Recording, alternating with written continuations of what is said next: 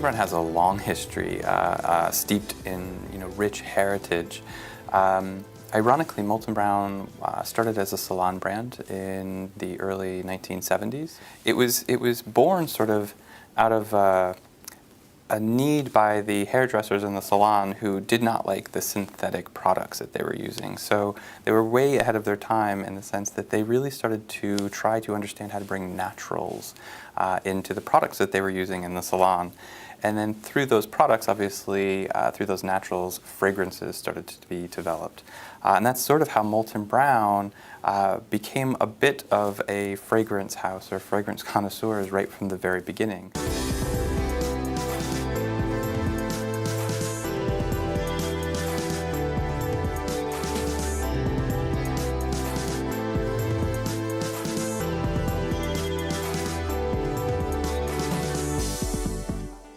Travel retail has been on fire for Molton Brown for a number of years now. We've been driving strong double-digit growth for the past several years.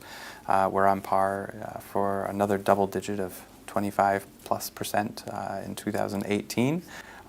Footfall through airports and travel has just absolutely grown exponentially. So it makes absolute sense that they're looking to experience brands within that channel.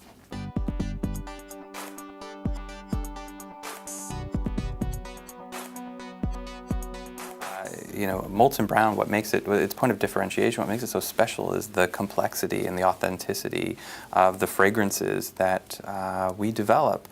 So we're really on a journey of how do we bring that fragrance story, how do we bring those fragrance credentials front and center and put them at the very heart of the story and the journey that we share with consumers. So we've been working on that quite hard for the past 18 months to 2 years. We've recently relaunched all of our EDPs in a new size format. The next step in that journey is to not only change the format, but to also change the packaging that we offer our EDTs in and bring some real innovation and novelty to the EDT range, but also launch an EDP range. So the next step in really claiming Molton Brown's luxury credentials within fragrance.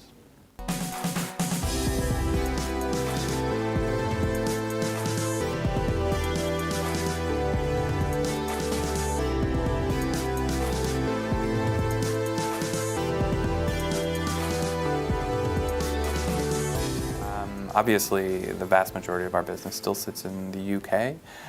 We have a very strong business in the Americas as well.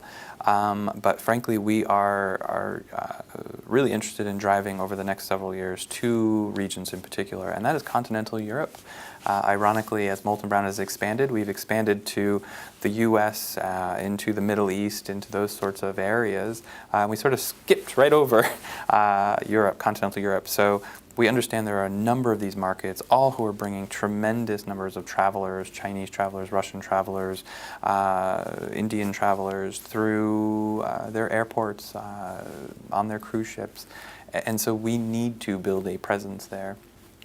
So I would say continental Europe is a primary market or a priority market for us, and then we're looking a little farther east, so to Asia and Southeast Asia, obviously, as most brands are.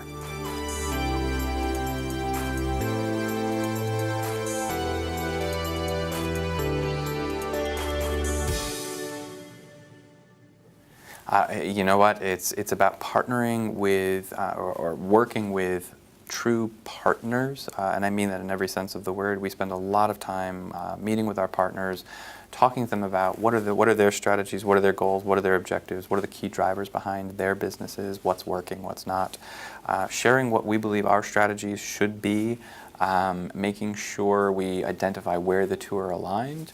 What has the potential to be a challenge really works in our favor.